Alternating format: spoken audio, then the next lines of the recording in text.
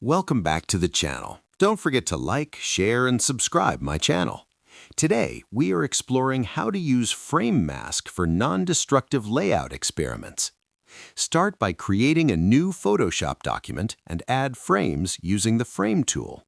Drag images into frames and adjust scale and positioning.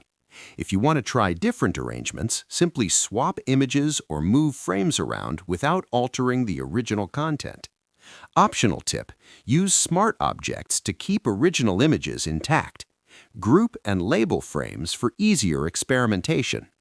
Practicing this approach allows you to test multiple layouts quickly, ensuring you find the most effective composition without losing your original work.